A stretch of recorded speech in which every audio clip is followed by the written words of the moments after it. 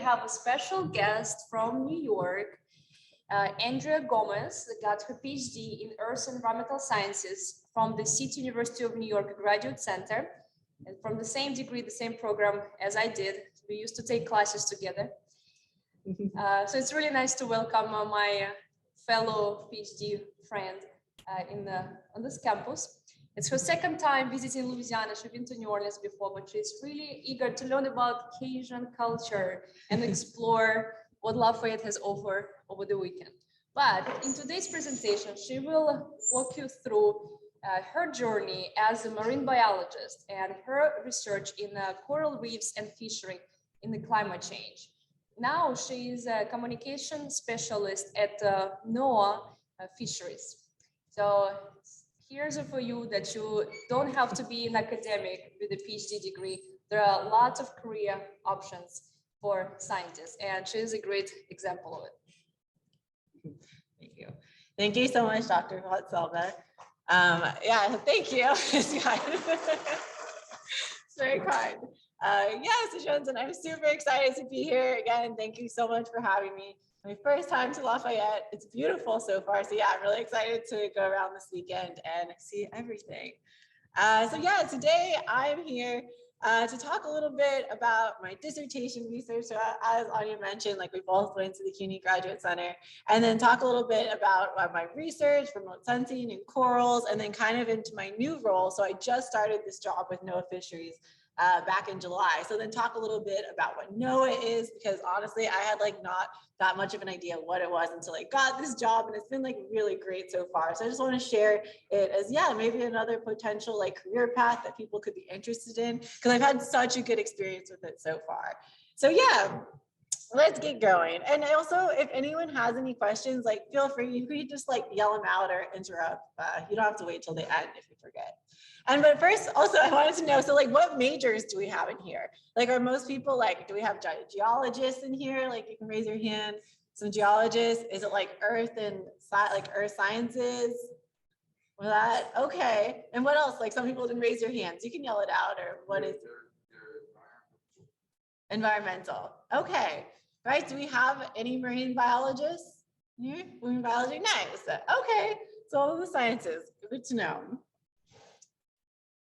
So, oh yeah, I had a little fun with some of the animations, just this one. I thought it was funny, this light transition. They have like such crazy ones since when I started grad school. So anyways, before I start, yeah, I just want to give a little background of how I got here. So I'm from California originally, up by Sacramento. People only know like Folsom because we do have the giant jail there. But so that's where I grew up. And then I always loved the ocean. I knew I wanted to be a marine biologist. So I did my undergrad at UC Santa Cruz, where the banana slugs. And during undergrad, it was a great experience. Like I wasn't sure if I really wanted to go into like research or if I wanted to be like a mammal trainer, you know? So undergrad was a great opportunity to really get to like explore, like, and I highly recommend if you're still an undergrad, even grad school, like volunteer as much as you can so you can really see like what you like if you want to do a research path or something else. So it was great. I got to train dolphins, sea otters, and I really loved it. But then I had this really cool internship in Corsica where we actually did like diving and research, and I was like, oh, this is awesome.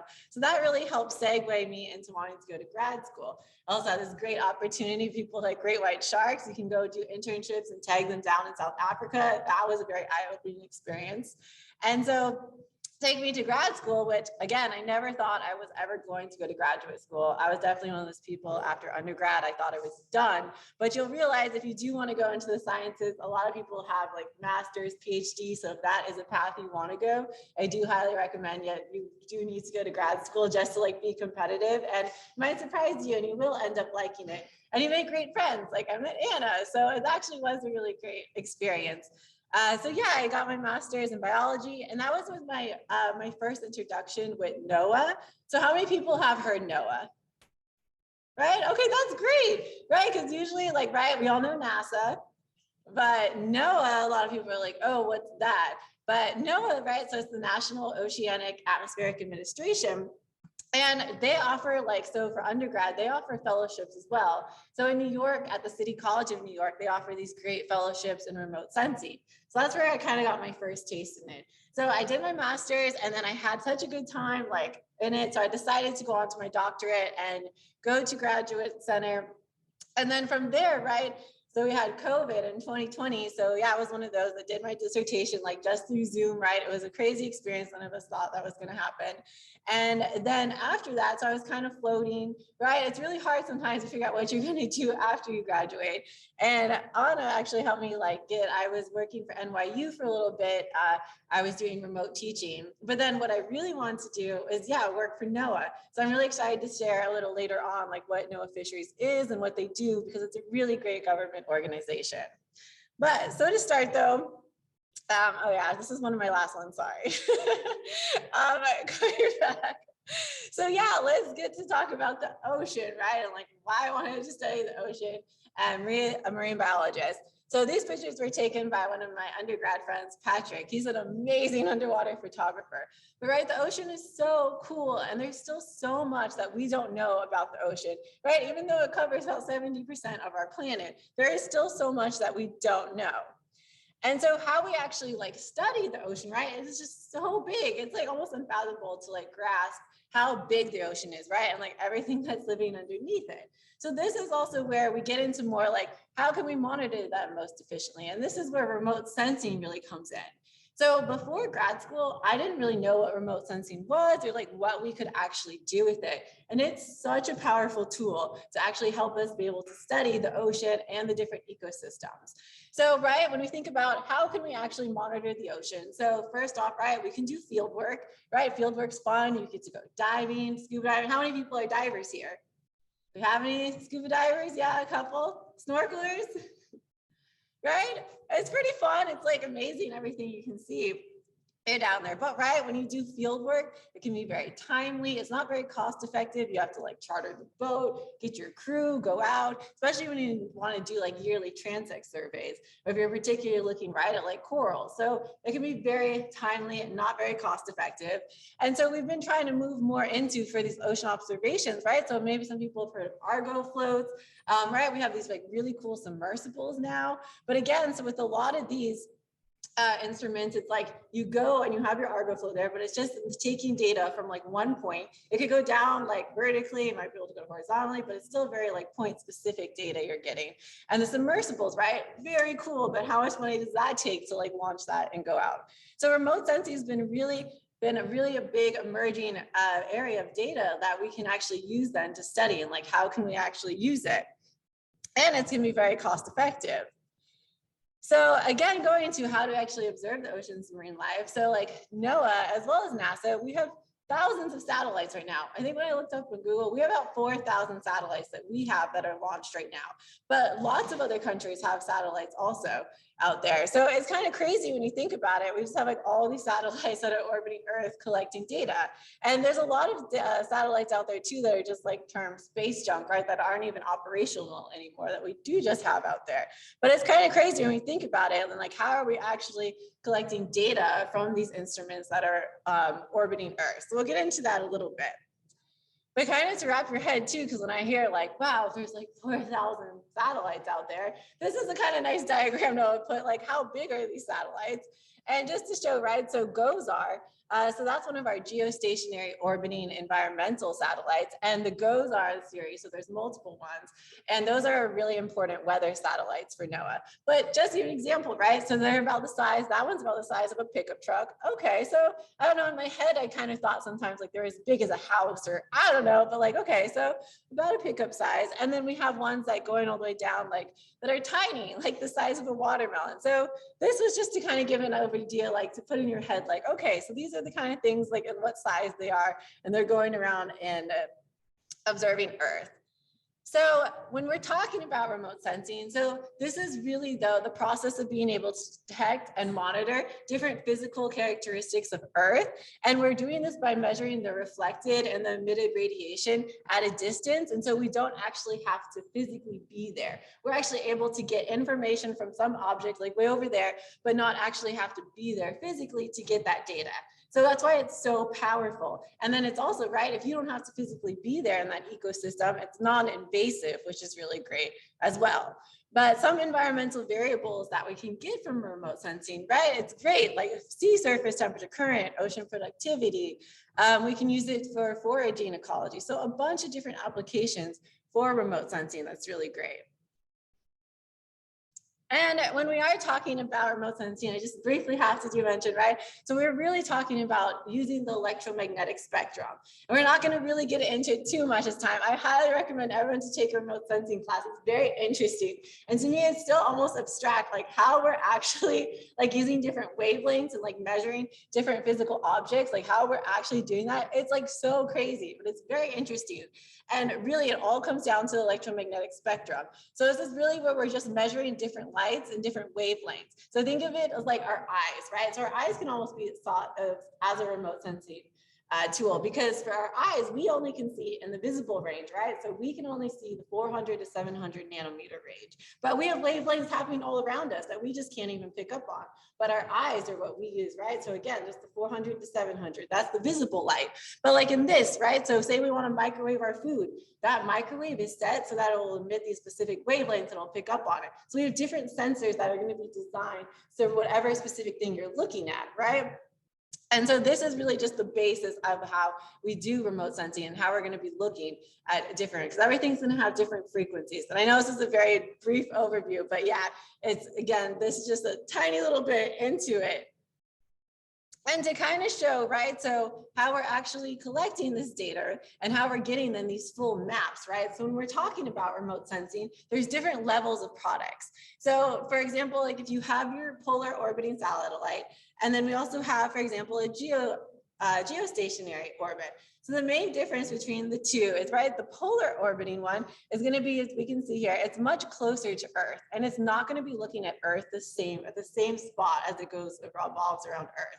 Whereas we can see the geostationary ones, these have to be about 35,000 kilometers from Earth so that it can rotate with the Earth and like keep the site on the exact same point as it goes around. So like these are our geostationary weather satellites, right? So this is what our NOAA Weather Service uses. So we can like track the hurricanes, right? You have like 24 site vision on there. But in order to produce these really great like level 4 maps, so the bottom one there, we really have to combine like polar orbiting and geostationary orbit satellites. So it's like a very complicated process. But I just wanted to like give a little overview of how we're actually mapping Earth. It's not just like one satellite. Most of these data sets is going to be a combination of like 2 or 3 different satellites. And then you're also going to have like some in situ ground data as well. And we'll get into that too. So I was really interested though, right? So again, with the ocean, one of the really cool things that we can measure, oh, it does go, is sea surface temperature, which is just incredible. And this one comes from NASA for their satellite on MODIS. And that we can actually produce these incredible sea surface temperature graphs. And when we're talking about measuring sea surface temperature, we're not actually, right, the sensor is not actually measuring the direct temperature, right? It's not that simple. So we're sending out the wavelengths, right? We're recording the light, the energy that's being bounced back. And those are what we would call just like digital numbers. At first it's nothing. So in order then to actually get sea surface temperature, this is where you have like the scientists creating the different algorithms, and we'll have put in like in situ temperature loggers so we can validate like the computer models. So it's a very complicated process. It's not, when you hear like, oh yeah, this sensor is able to get sea surface temperature, it doesn't mean necessarily like that sensor is able to directly measure it. Like they're measuring digital numbers that's transformed through these computer algorithms to actually derive what physical variable you want. So it is actually a very complicated process, and also the need why we do need to have like these important in situ like validations to make sure that the computer models are like actually capturing the real temperature.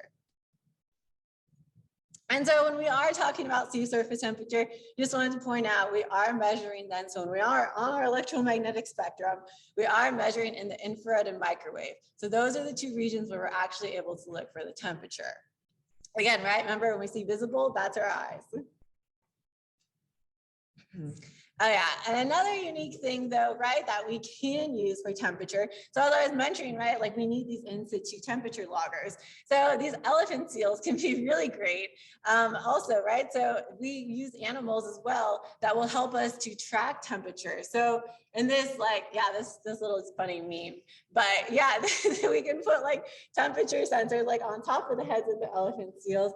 And then this is actually down from Antarctica where they go around, and then they can help us to like create like these really awesome temperature profiles. But that would still be a form of remote sensing for us, right? Because we're not physically there, we're actually able to attach it and have these awesome seals that will go and dive this data for it. All right, and then to show, right, so say we are great, right? We have the sea surface temperature data, right? We have this great physical variable, but then how can we actually translate this to look at like marine life or different organisms? So an example I want to show, which was a big part of my dissertation, right? So is how we connect then the temperature to whatever ecosystem you're looking at. So in this case, so this is a great example of, so NOAA, they have a great team called Coral Reef Watch. Their office is based in Silver Springs, and they'll take temperature data, and then we know that there's a close link with coral bleaching, what I'll get into in a little bit. But basically, we can use temperature, right, as a proxy to really monitor different ecosystems. So this is going to be the kind of concept that a lot of different agencies are looking at. Like, how can we use these physical variables? How do they relate then to different ecosystems? Because say we want to monitor, for example, where the arrow is pointing. Can anyone tell me what reef that is? The largest reef in the world? Yeah, right. So the Great Barrier Reef is the only one that we can actually see from space. And I mean, that's awesome, right? Like we can see it, but like, what can we actually tell from that, right? Like it's hard to know what's actually happening there. And so scientists though have then developed then, right, based off of these sea surface temperature, then we can create thresholds, right? If we say we want to look at coral bleaching, then we know that's strongly linked to temperature. So we can use sea surface temperature as a proxy to really monitor coral reef health. So what Coral Reef Watch has done is they make these really great alert bleaching products, and they'll tell you like in your reef, right? So these areas will have no stress. Then they have the bleach watch, which are the yellow, all the way down to like the dark red is when they say that you're going to have bleaching is very likely and you're likely to have mortality. So this is an example of kind of showing how we can use the sea surface temperature data and translate it to be in an application where coral managers, as an example, can actually use this to like really help to monitor their reefs. And this is just a 90-day animation. So right, we can see in the Southern Hemisphere, and they're having their really hot summertime right now. And we can really see over here by Australia, right, to the Great Barrier Reef, where they do get a lot of bleaching that they've been experiencing. So this gets into a little bit about then, right, getting into coral reefs. So this was my passion in graduate school. So I'm going to talk a little bit about them now, and then right with coral bleaching and remote sensing. So coral reefs are just so incredible. Even though they cover less than 1% of the sea floor, they harbor about 25% of all marine biodiversity, which is just like absolutely spectacular. And they're found all over the world, right? So we might not think about it, but they really are. We have like our coral triangle. Over here, we have dense population of reefs. But in the States, like the longest coral tract that we have, right, is the Florida Reef Tract. So most of our corals are going to be in Florida or Hawaii. That's where we have ours. But there's also, right, a lot of us think of like corals like that are tropical, shallow water, but there's also deep sea corals that go down to like 6,000 meters. It's insane. Corals are really found all over. So yeah, no, before we get too far, right? So what are corals? So corals, they are actually an animal slash part plant slash also a mineral. So coral reefs, they're actually made up of these individual animals that are called polyps. And then these polyps, they secrete a calcium carbonate skeleton. So all these little polyps are connected though by a living tissue, and then under it is their skeleton. And then when we're talking about the shallow water corals, they're super unique because they have this really cool symbiotic relationship with this unicellular algae that lives inside their gastrodermal cells. So that's kind of how they get this part animal, part plant, and part mineral. So they're so fascinating. And if you look at like the little polyps on the microscope, yeah, they are little animals and they have tentacles, and you can see them feeding. So they're a very cool little organism. But again, when you're doing science a lot of the times, right, as we'll see, like it's really cool to study something you want, but also you really need to connect it to why are they important, why people should care about them, especially when you're in academia and if you need to get grant proposals, or even as a graduate student, right, like your advisor might not have the money, so you're going to have to write the proposal or figure it out. So you really need to be able to connect to the people, right, and be like, why should I care? Like, I'm glad you like them, but why should the rest of us really care about it? But again, so for corals, though, it's easy in the sense, yeah, they are the rainforest of the ocean. That's their nickname, because it's just insane the amount of biodiversity they have. They're also extremely important for the fishing industry, because a lot of fisheries, a lot of fish use them as their nursing grounds. So they're extremely important for that. Tourism, right? As we talked a little about scuba diving, you want to like go and see a beautiful reef. If you go and don't see anything, it's kind of disappointing. If there's like no fish or anything, it's like, okay. So tourism is huge. You want to be able to go out, right? See some beautiful reefs. They're really important too for shoreline protection, right? So when we have hurricanes or really bad storm weather events, they really help to break up that wave energy and that storm surge. If they have to go over a reef as it tries to get to shore, it really helps to just dissipate the energy. So they are really important for shoreline protection. And they're also nicknamed an underwater pharmacy because there's a lot of medical research that's into going into species that live on corals. There's a lot of untapped medical potential there. And also like even sunscreens, like corals, they're so cool too, because when you think about them, they're a sessile organism. Once they plant there, right? How do they defend themselves from anything else? They can't really like move too much. So they really rely on chemical warfare. So there's a lot of really cool chemical reactions that are happening down there around corals. And some of that we're trying to tap into, like how we could use that in the medical realm, which another important, yeah. So if anyone for grant writing, if you can try to connect your research to the medical field, there's a lot more funding that is there. All right, so this kind of gets me to coral bleaching, right? So again, we have like our reasons why we should care about them, but what are the main threats to corals? So the big one is climate change. And this is what we would characterize as a global threat, because corals all around the world are experiencing this. And the problem with this is really the temperature changes. So these tropical shallow coral, they already live near their thermal limit. So anywhere between a 1 to 2 degrees Celsius change can be really detrimental to their health. And that's what can really then lead to coral bleaching. So how many people have heard the term coral bleaching? Great, that's awesome, right? So not an awesome thing that happens, but yes, I'm glad people are aware of it. Right, so as I mentioned before, you have like your healthy coral, they have that symbiotic relationship with the algae, they protect the algae gives the coral nutrients, it's like really great for them. But then whenever they experience a stress, such as the temperature change, that relationship turns to a harmful relationship. The algae ends up producing like these reactive oxygen species. And so the coral then needs to expel the algae because it ends up being harmful, right? They don't want that thing in them anymore that's hurting them. So they get rid of the algae and then they get this white bleached appearance. And they look white because the algae is what actually gives the coral their perceived color. So when you see that white, you're just seeing actually that calcium carbonate skeleton because the coral will have ejected that algae. So that's where we're getting that like white bleached appearance. You're just looking at its skeleton. And then it's sad because when you see a bleached coral, it means it's essentially like starving to death because the coral really gets about 95% of its metabolic needs from that symbiotic algae. So when they expel it, it's really just like, it's sad because yeah, you know, it's like starving.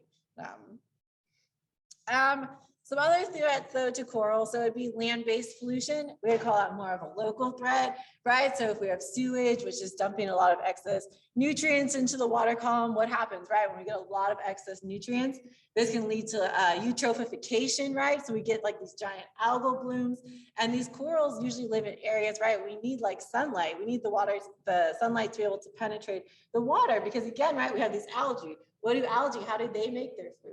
Right? Photosynthesis. So they need the sunlight. So when you get these eutrophication events and you get then all this plume and algae on top, then it blocks out the sunlight. So then the algae that lives in the corals are not going to do so well. So this land-based pollution is a really big problem as well. And then also overfishing. So that's really big as well, because coral and like macroalgae underwater, they're constantly competing for space, like prime real estate down there. So, and then to keep though the balance, we have a lot of fish, right? Like parrotfish that are going to be like eating the algae and helping to maintain so that the coral can have their space to like grow and live. But when we get rid of all that fish that helps to keep the algae in check, then that algae is able to outcompete the coral. So you're going to start to shift in these ecosystems that are going to be more macroalgae dominated and less productive, less biodiverse in these coral ecosystems. Right. So briefly, right, so the history of coral bleaching. So this has been a really hot topic too, because I should mention, so coral bleaching is a natural phenomenon. So we saw this back in like 1918, like scientists did document bleaching before. It's not like, oh, this is the first time it's ever happened. The problem is that it's happening much more frequent. So corals have been around for millions of years, but they've never experienced such rapid warming. And that's the problem, right? Because animals, if they're experiencing a change, they need time to be able to adapt. So they're just not being able to have the time when we're starting to get these back-to-back bleaching events. So we've had them, our first big global bleaching event, 97, 98. We had our second one in 2010, and then our third one in 2015. And they just seem to be getting more frequent. And satellites, though, right, going back to how we can use remote sensing, it can be really great. So a lot of times these bleaching events, though, they're tied to El Niños, right? So the El Niño, the ocean oscillation, right? So this is where in the satellite, we can really pick up on that red signature, this anomaly, right? Where we're getting these really warm water temperatures. And so again, this is really tied to coral bleaching events and when we get these global ones. And oh yeah, I did put on that. So yeah, we did have, so during the third global bleaching event, the one that was 2014 through 2017, that one was particularly bad because there, I know a really scientific term that the scientists called it the blob. And that was like this anomalously warm water pool that was over off the west coast of California there. And so that made that bleaching event particularly bad. So you might have heard this in the headlines because this was the third global one. So I just throw this up here, right? But it was so horrific because a lot of places, especially on the Great Barrier Reef, the northern part, which really had pristine reefs and had never experienced bleaching. That's why this bleaching event got so much attention because a lot of these reefs had never experienced it before, but so many around the world were experiencing back-to-back bleaching events. And here's to show, yeah, right? So this is what you would see, right? Coral bleaching. And I know, so now you see when the white corals, like it can be beautiful, but yeah, it's really sad because you know the coral is starving. And the XL Catlin Sea View Survey, they have great photography and they go around and really documenting when it was that bleaching event. So this kind of brings me then more to what my graduate research was. So I was really interested in coral. I learned a little bit more about remote sensing and I was like, oh, that's so awesome. And I was really trying to see like, what project could I do? Because again, right, when you go to grad school, keep in mind, you want to do a project that you're going to love, or I think you'll love at least, because you're going to spend the next 5 years of this, you know, doing it. So really think about like something that you want to do and like, yeah, something that will make you want to do something passionate. So for me, I was like, all right, so how can I combine? I thought remote sensing was so cool. And like, how can I combine that more to like marine biology? So for my dissertation, I was really interested in how I could use remote sensing. So looking at the sea surface temperatures and then how I could validate that within water loggers to help with that. So this really led me to my research goals. So I really wanted to, I was looking around, right? So first off, where did we not have that much in situ temperature logger data? And for me, I found that there was a gap down in La Paguera in Puerto Rico. So I noticed there that when I talked to different scientists, like they were like, this area, right, we have satellite data, but we don't really know how accurate, like we don't really have that many temperature sensors, we don't really know. So I was like, awesome, like I'd love to do my graduate research down La Paguera. So that's where I went to go because I was like, okay, I'm gonna like install these temperature loggers. And I use these little hobo temperature loggers. They're like about the size of your palm. They were great. So I went around. So for mine, I was able, again, right, it always depends on funding. I wish that I could have put loggers like all around Puerto Rico, but I was only able to do it at Cayo Enrique, Cayo Mario, and then San Cristobal and Margarita Reef. And so my goal, again, was really, right, we have all this data, the sea surface temperature, but I really wanted to know then what the temperature was, though, at the depths of the corals. And in that example I was showing, right, how Coral Reef Watch uses the sea surface temperature and produces those bleaching alert products, like how accurate was that temperature data there? And so, yep, again, yeah, so I was really trying to compare that satellite-based sea surface temperature with the in-water loggers there. And so for that, it was really awesome because, yeah, so I was able to get money to go down, and we had to put these in with scuba diving. So we put out, like, at first I had money just for like 15 loggers. I think they're like $75 each. And we go around and zip tie them. And the person who's above me in the picture, so that was the dive master, Milton Carlo. He was absolutely incredible. For me, like, I would have never been able to find any of these loggers ever again once we put them out. So it's another part of field research, right? Like, okay, let's go put these loggers out. But how it's already hard enough on land to like find things. But imagine underwater, it's like a whole nother ball game for them. So I have like this little, let's see, clip, right? So we would be under there, right? We're looking for the logger. I'm like, where's the logger? Milton's like, oh, there it is. And you're like, oh, is that the logger? So, because we could only go there, I went there about every 6 months. So imagine you're like underwater, you got to find that thing. And then we have these really cool, we have these underwater shuttles. So you don't have to like remove the temperature logger and like bring it up to the surface to collect the data every time. But you have these little shuttles so you can actually connect it to your temperature logger to get the data. The problem though is if you don't go like every couple weeks, right, you're gonna get all this algae that grows over it. So it was a whole process. So we'd have to go around. And Milton was super great because again, he knew the reefs like the back of his hand. I would have never found any of these ever. But you'd have to like scrape all the algae off, and then that's the shuttle. So then you could connect the temperature logger to the shuttle. And you'd have to like swim there for a little bit until it would tell you when it was done. And then, yeah, off you would go. But see, so there's the little logger and you're like, okay, let's just try to remember so I can find this again in 6 months. But as you can see, it's just, yeah, it's just when you're doing underwater research, it can be a very challenging environment to work with, but extremely fun. And another thing that is hard to do if you do decide to do like a dissertation with logger research, you should always expect to lose like half your loggers anyways, right? The ocean environment is harsh. When I was doing my research, that's when we had Hurricane Katrina went by, like wiped out half of loggers. And right, we knew how devastating it was to the people on land. And it was like just as devastating as it was to the corals underwater there. It was crazy. But I wanted to show a little bit then of an example, right? So what the data could look like. So we're not going to get super technical, but just an example to show, right? So this is from my reefs, Cayo Enrique and Cayo Mario. And the purple, which is on the top, was my average loggers. And then for my research, I was comparing 3 different satellite sea surface temperature products. So just glancing at this, the thing that stood out to me was like the purple looked like that it was above the other 3 satellite temperatures for a part of the time, right? So I thought that was interesting. And it's a little clearer if we look at like this. So this is just looking at Coral Temp, which was Coral Reef Watch. That was their sea surface temperature satellite data.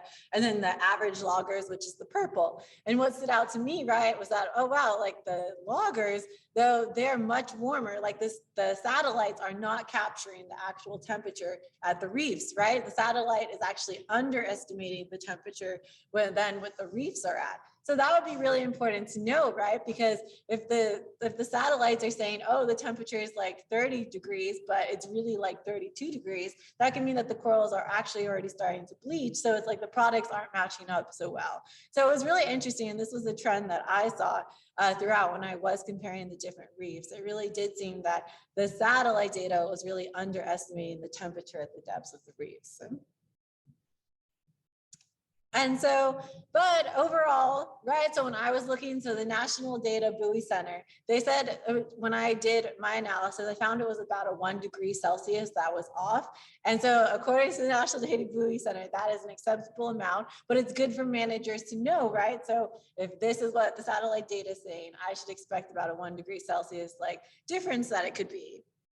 So that's what my research really helped to do, at least in, right, this could be considered a case study in La Paguera. So the thing about corals, right, is like for these studies, it's really like location specific. So I wouldn't say that this 1 degree Celsius matchup is like great for like all corals around the world. It's really site specific. So there's a lot of research that still needs to be done. There's so many places around the world. So if anyone's interested, like this study can be replicated all around.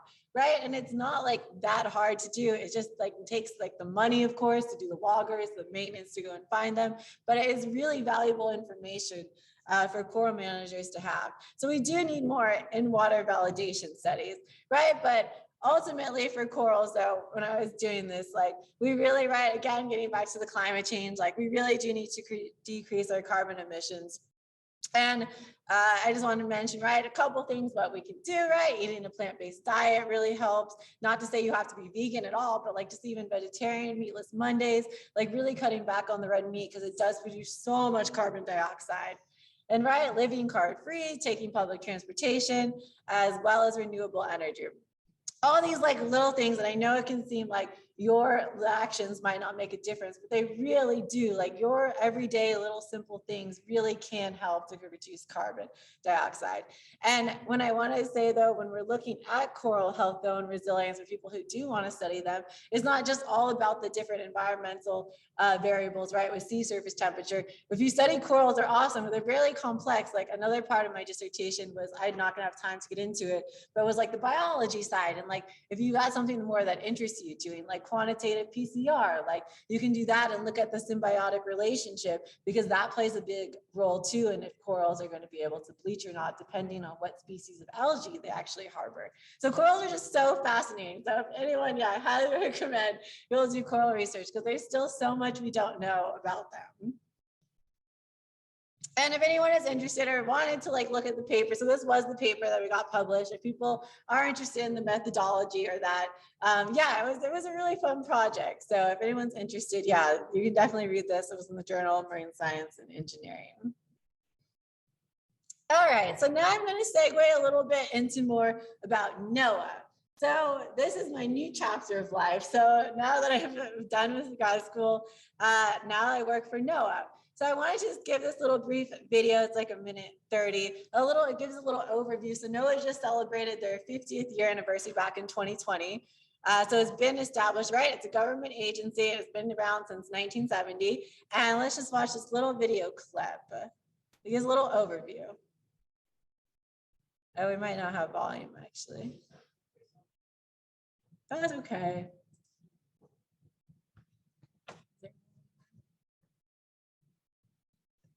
Oh, thank you. Say.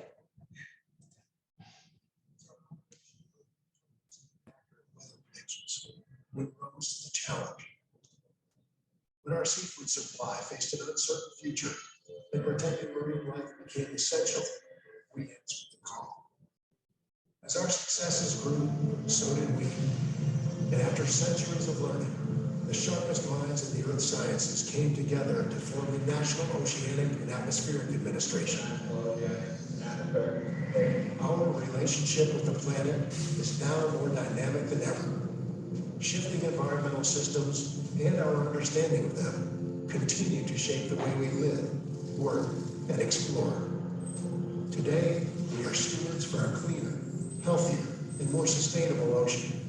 Our innovation powers the blue economy. We protect life and property with every forecast and warning, driven by one of the largest streams of observation data on Earth. We are global leaders in environmental sciences and technologies. We soar higher, dive deeper, and venture farther to understand our changing planet. We are NOAA. A little promo video. But just to show, because so NOAA is not just right weather. That's what honestly I had always associated with. So I just want to put up this nice giant orb chart so we can kind of orient to see like where are we right now. Oh, is it good? Oh, thank you. Thank you.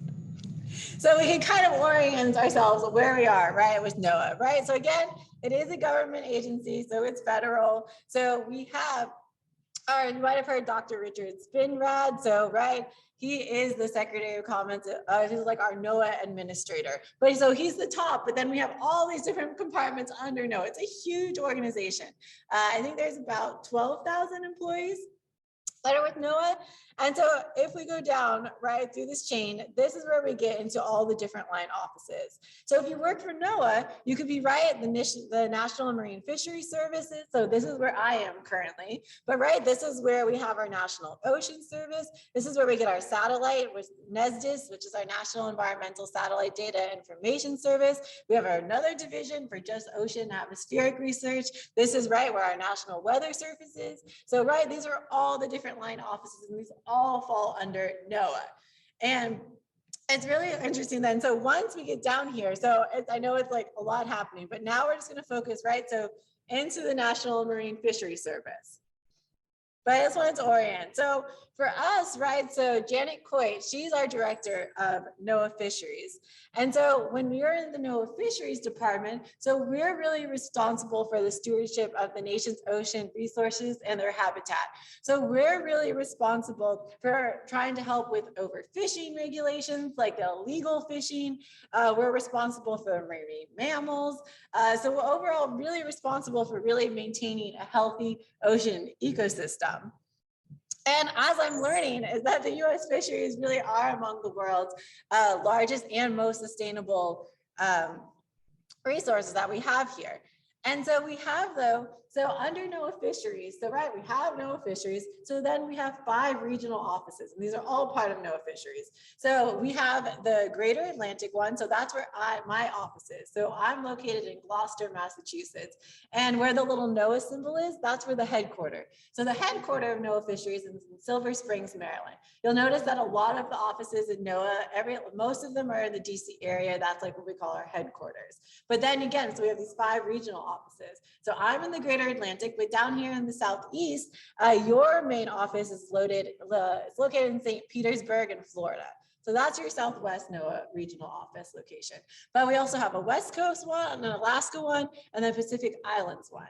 And then there's a lot more to this though. So it's not just having your regional offices, but just an example, since we're down here in the Southwest, so you'll have your regional office, but then you have all these different laboratories that are going to be associated with that regional office. So you'll have like your main regional office, right, that does more of like the admin. We're in charge of like, I'll go into the Marine Mammal Protection Act, the Endangered Species Act, but then we also have these different labs that are connected that do research. So NOAA doesn't just do admin necessarily or like management. We also have these really active like research partnerships with different universities as well. So we are in charge of different surveys and that. So that's just an example for the Southwest.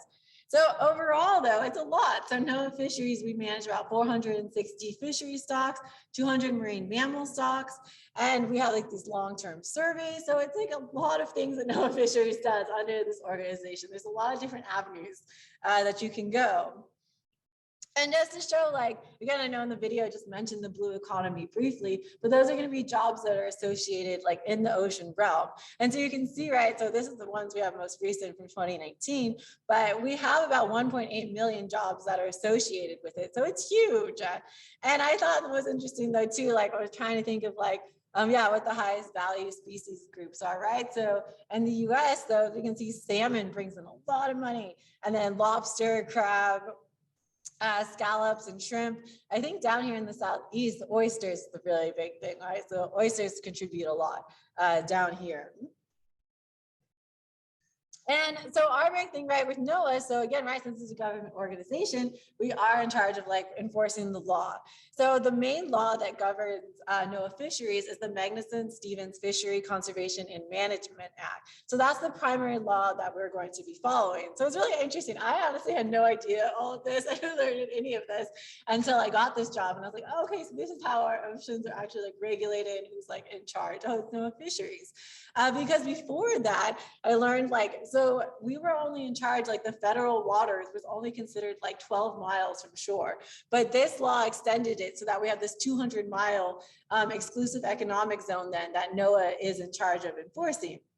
And from this law, then we have these 8 regional management fishery councils that are around. So, right, it gets confusing. And we have like these 5 regional offices. And then in each area, you're going to have these 8 regional fishery management councils. And these councils were established, though, to really make the fishery stock process and what NOAA is doing transparent to the public. So anyone can go to these management councils. So, for example, like we have up where I am in the New England Mid-Atlantic Council. So these are 2 separate councils, and throughout the year they will have different council meetings to talk about like black sea bass, like the groundfish scallops.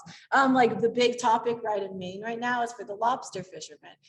People have heard on the news, like right with the right whales, with like talk briefly, but that's been a really controversial topic with the right whales and lobster fishermen.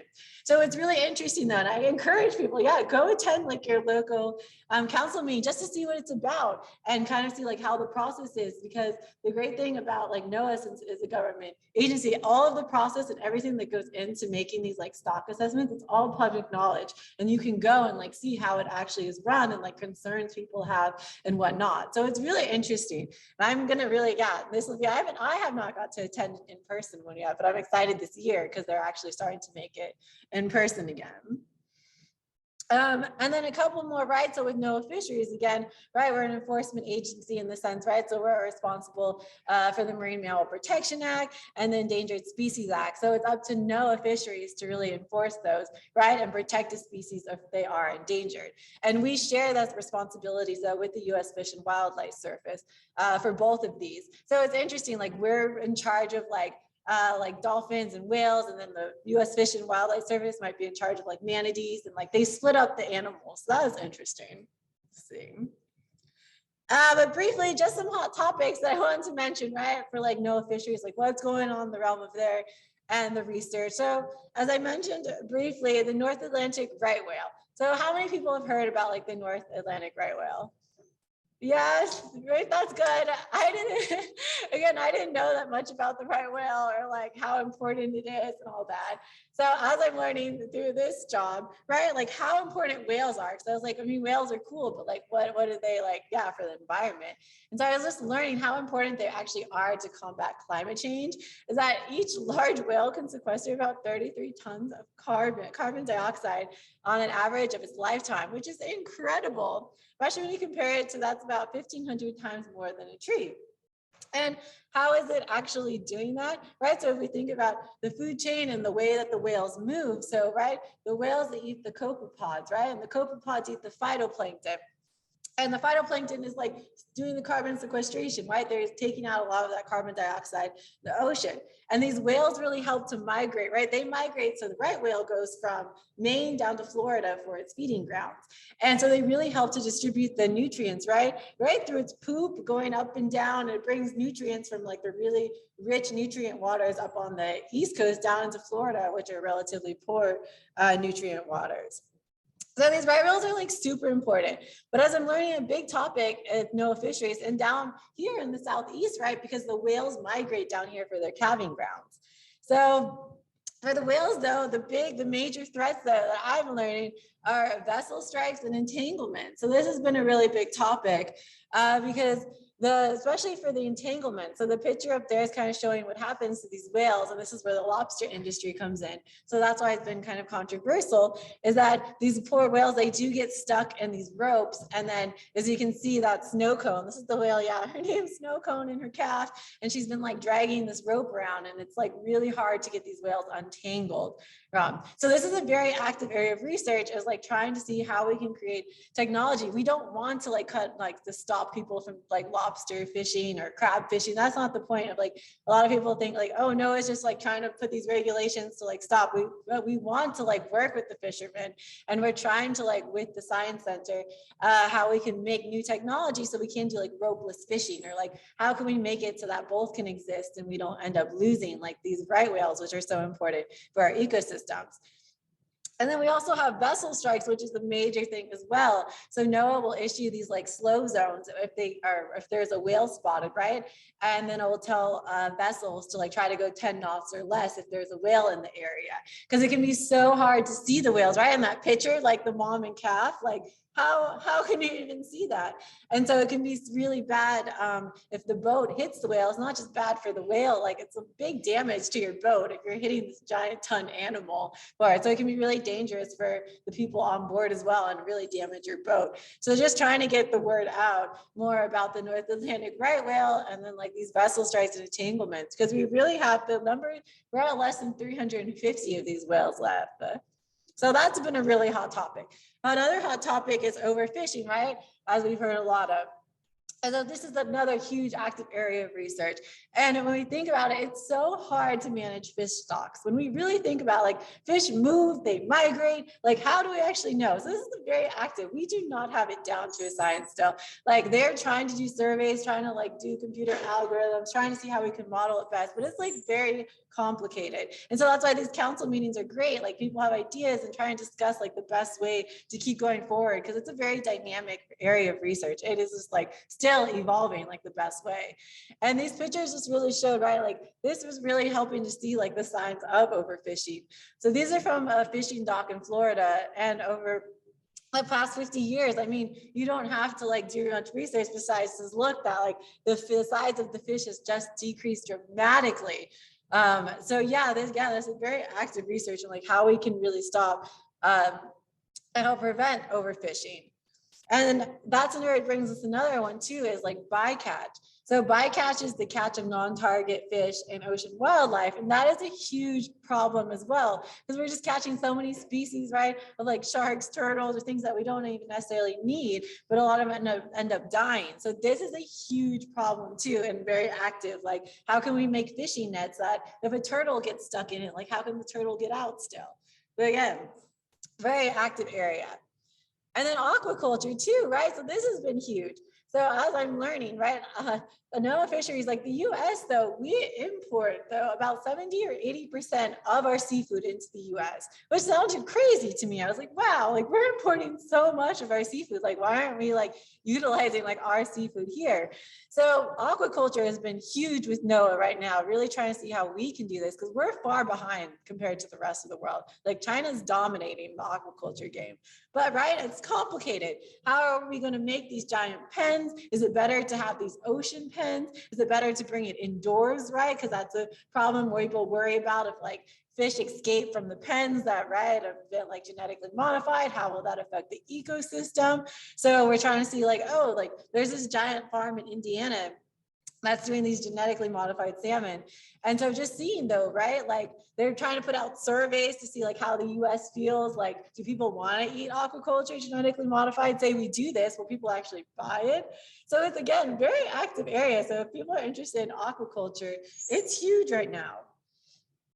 And so is this is getting a lot of traction as well, right? Renewable energy ocean. So the big one, as I'm learning too, in the Northeast is like, we're basically going to be the role model of setting for the offshore wind energy. Like in my head, I thought like we were really established already in like wind farms and that, but I guess we aren't. So we're still learning all that. So again, like the Northeast is like where we're really just going to start making these giant wind farms. And then we're going to probably try to replicate it down in the Gulf, but it's just complicated, right? It's not so easy just to put that, like, how is that going to, that noise going to affect like the fish in the water? Like, will whales get confused? Like, it's just, there's so many variables for it that different groups, and especially like conservation groups. And so, but this again, renewable energy of the ocean, huge topic of research. Right? And again, right, again, this just all brings us back to climate change, right? Because we know that the ocean temperatures and the air is going to keep rising. And again, even if we stopped like all our carbon emissions, the thing is like, it's not just, it wouldn't just fix it. It would take our Earth about 30, 40 years to finally like fluctuate back to normal. So basically, we're in the phase where we really need to be able to adapt and like start to make changes because it's not going away.